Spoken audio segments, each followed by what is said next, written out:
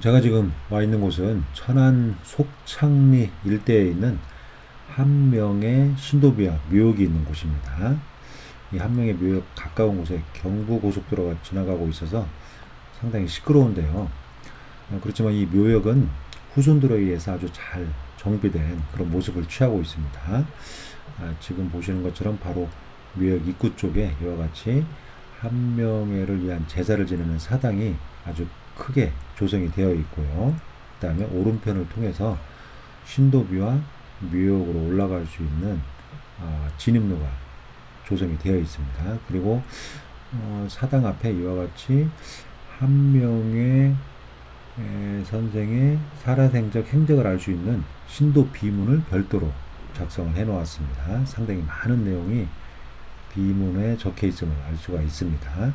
그리고 오른쪽 잔디밭을 통해서 이와 같이 진입로가 구성이 되어 있는데 왼쪽 편에 제사를 지내는 사당이 있고 오른편에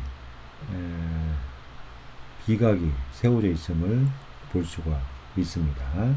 그러니까 능선상에 무덤 묘역을 조성하고 그 아래편에 이와 같이 신도비를 세웠음을 알 수가 있죠. 그리고 후손들이 다시 후원자 명단을 이렇게 별도의 석비를 세워서 입구 쪽에 세워 놓았습니다.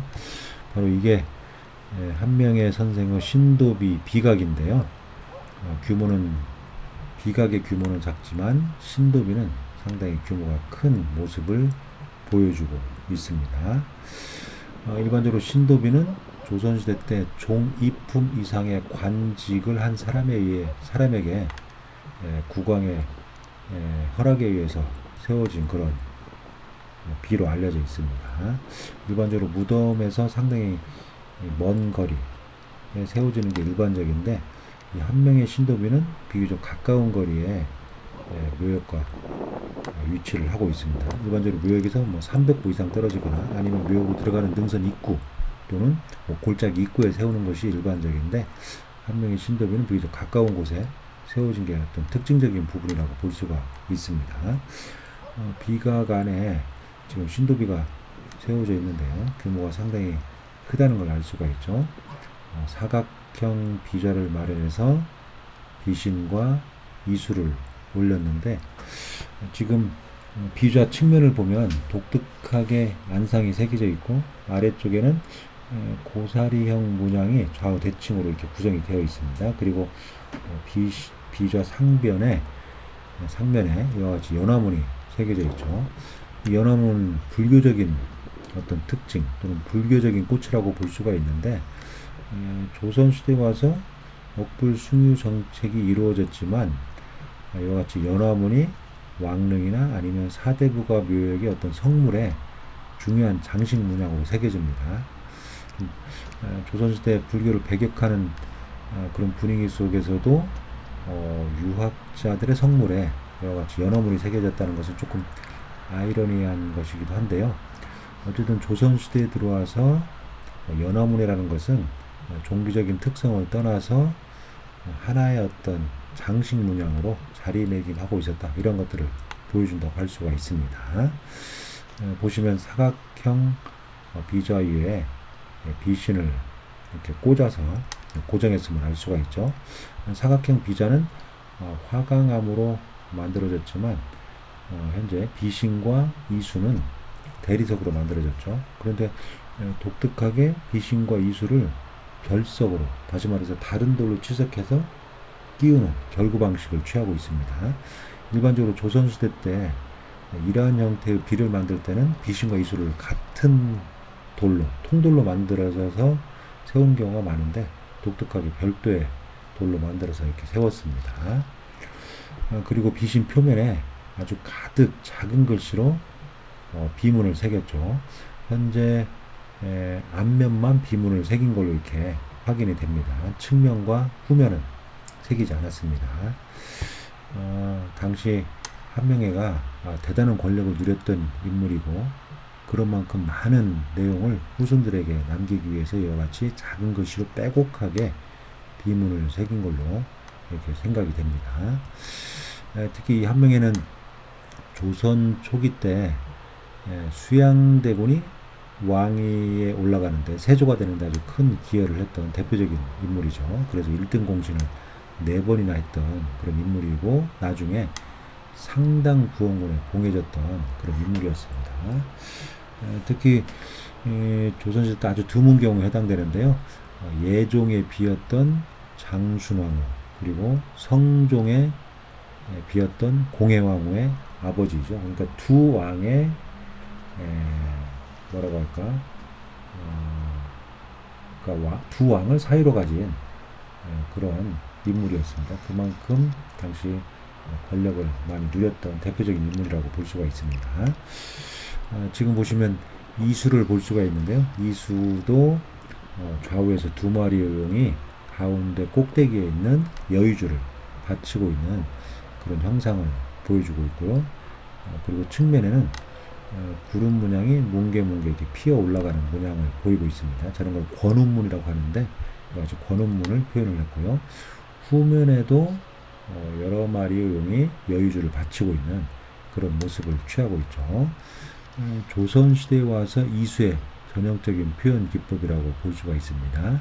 아주 역동적이면서 생동감 있는 그런 조각 기법을 보이고 있습니다. 상당히 우수한 석공에 의해서 이 신도비가 설계, 시공되었을 걸로 이렇게 보입니다. 특히 이렇게 대리석인데 이 대리석을 이렇게 섬세하게 조각을 한다는 것이 상당히 어려운 일인데 아마 우수한 장인이 이 조각에 관여했기 때문에 이와 같이 생동감 있고 사실적인 그런 조각 기법이 이루어진 게 아닌가 이렇게 생각이 됩니다. 어쨌든 이 신도비는 서거정이 찬한 걸로 이렇게 알려져 있고요. 그 다음에 비문 말미에 홍치 원년이라고 되어 있습니다. 홍치 원년은 1488년입니다. 1488년에 이 신도비가 세워졌음을 알 수가 있죠. 그리고 신도비를 통과해서 능선 쪽으로 올라가면 이와 같이 묘역이 조성이 되어 있습니다. 여러 성물들이 배치가 되어 있죠. 이런 걸로 봐서 당시 이 한명회가 얼마나 큰 권력을 누렸던가를 알 수가 있습니다. 거의 왕릉급은 아니지만 상당히 많은 성물들이 배치가 되어 있죠. 조선 전기에 이와 같이 많은 성물들이 배치가 된 경우는 왕릉이나 또는 왕실 출신의 어떤 자제들의 무덤이 이와 같이 많은 성물이 배치가 되는데 한명에도 그러한 인물 못지않게 이렇게 많은 성물들이 배치가 되어 있습니다. 현재 보시면 본분 앞에 사구에 석인상이 있고요. 그리고 한가운데 장명등이 배치가 되어 있습니다. 석인상은 규모가 그렇게 크지는 않지만 아주 정교하고 섬세한 그런 조각 기법을 보이고 있고 또 얼굴 모습이 상당히 육중한 그런 모습을 보이고 있습니다. 그래서 수호의 의미를 분명하게 반영한 그런 석인상이라고 할 수가 있습니다. 앞쪽에 있는 석인상은 다소 크고 뒤쪽에 있는 석인상은 다소 작지만 좌우 넓이가 넓어서 다시 말해서 살찐 그런 석인상의 모습을 취하고 있죠. 앞쪽에 있는 석인상은 날렵한 모습인데 무인상의 모습을 취하고 있습니다. 보시면 머리 위에 투구를 쓰고 있고요. 두 눈을 부릅뜨고 있습니다. 그리고 입을 굳게 다물고 있고 허리춤에 두 손을 모아서 검의 손잡이를 굳게 쥐고 있고 아래쪽으로 검날이 내려가고 있습니다. 그리고 안쪽에 있는 석인산도 마찬가지로 규모는 작지만 아주 강인한 인상의 무인상의 모습을 취하고 있습니다. 조각 기법이 전체적으로 우수한데요. 당시 우수한 석공이 파견돼서 이 무덤에 있는 성물들을 설계하고 시공한 것이 아닌가 이렇게 추정을 해볼 수가 있습니다.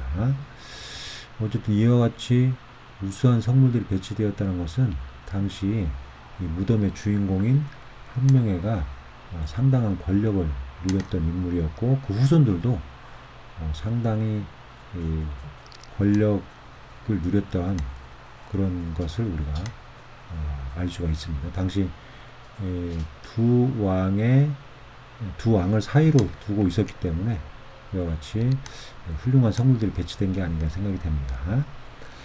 그리고 봉분 앞쪽에 이와 같이 장명등이 배치가 되어 있는데요. 아주 세련된 그런 모습은 아니지만 전반적으로 조선 전기에 사대부가 묘역에 배치된 장명등 중에서는 상당히 규모가 크고 조각기법이 뛰어난 장명등이라고 할 수 있습니다. 하대석, 간주석, 상대석, 화사석을 하나의 돌로 만들었고, 그리고 그 위에 아주 육중한 모습의 옥계석을 올린 모습이죠. 하대석 모습을 보면 상대석, 화사석까지 같은 돌로 마련을 했습니다. 일반적으로 조선시대 때 만들어지는 장명등이 옥계석과 아래쪽에 있는 기단부와 화사석을 같은 돌로 이렇게 마련하는 경우가 많습니다. 옥계석의 상면에 보면 하엽형 문양이 새겨져 있고 그 위에 연주문과 보주가 올려진 그런 장식 기법을 보이고 있죠. 지금 장명등의 하대석을 보면 평면이 사각형인데 각 면마다 안상을 새겼는데요. 사각형으로 구획선을 두고 그 안에 좌우로 펼쳐진 마름모 형태의 안상을 새긴 이런 안상 표현 기법은 전형적인 조선시대의 기법이라고 볼 수가 있습니다. 그리고 그 뒤에 이제 봉분을 조성을 했는데요. 앞뒤로 봉분을 마련을 하고 봉분 외곽에 잘 다듬지는 않았지만 그래도 장대석형으로 다듬은 대석을 활용해서 이와 같이 석축을 쌓았습니다. 내륙에서는 이런 모습을 잘 볼 수가 없는데 일반적으로 이런 모습은 제주도에 있는 묘역에서 볼 수 있는 그런 모습입니다. 그리고 그 석축 안에 앞쪽에는 한명의 봉분을 마련하고 그 앞쪽에 지금 보시는 것처럼 묘비를 세웠습니다. 묘비도 비신과 그 입부분의 하엽형 문양으로 봤을 때 아주 전형적인 이런 비의 형태는 전형적인 조선 전기의 그런 모습입니다. 앞면에는 비명을 새기고 끝부분에 건립 시기를 알 수 있는 홍치원년 정원이라고 새겼습니다. 그래서 1488년 1월 달에 이 묘비가 세워졌음을 알 수가 있죠. 그리고 뒤쪽에 봉분의 형태가 좀 작은 무덤을 만들고 그 앞쪽에 묘비를 세웠습니다. 이 무덤은 한 명의 부인의 무덤인데요. 마찬가지로 사각형 대석, 비신과 하엽품 문양의 개석, 전형적인 조선 전기의 묘비의 어떤 특징을 보여주고 있죠. 이 비도 앞부분에 묘비명을 새기고 그리고 아주 작게 잘 보이진 않지만 비신의 향 좌측면에 홍치 4년 3월이라고 새겼습니다. 이런 걸로 봐서 1491년 3월에 묘비가 세워졌음을 알 수가 있죠. 그러니까 관련 기록에 의하면 한명회가 1415년 출생을 해서 1487년 11월 14일 날 사망을 한 걸로 이렇게 기록이 되어 있습니다. 그러니까 73세로 사망을 했습니다. 그러니까 1487년 11월 14일 날 사망하고 1488년 1월 달에 봉분과 묘비를 마련을 했고 그리고 1491년에 아마 부인이 사망하고 묘비를 세운 그러니까 부인이 조금 나중에 죽었는데요.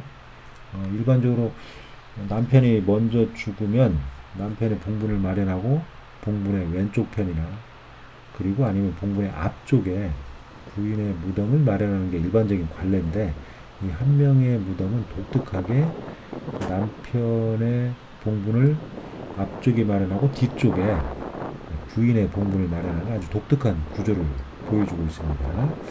조선시대 사대부가의 부부묘에서는 잘 볼 수 없는 그런 특징들을 보여주고 있습니다. 어쨌든 이 한 명의 무덤은 묘역은 현재 보존 상태도 양호하고요. 그 다음에 조선 전기의 성물들의 특징을 그대로 보여주고 있는데 조선 전기 성물의 배치법도 잘 보여주고 있습니다.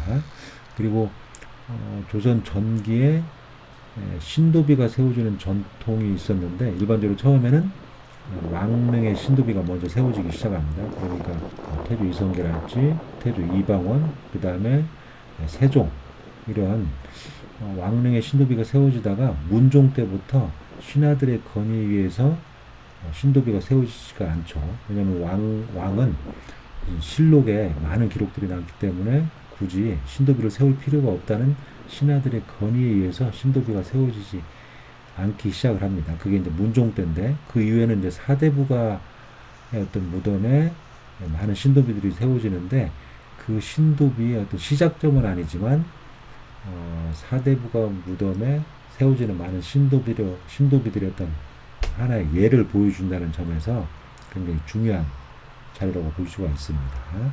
그리고 정확하게 건립 시기, 그리고 신도비의 주인공들을 알 수가 있는 그런 한명의 신도비라고 할 수 있습니다.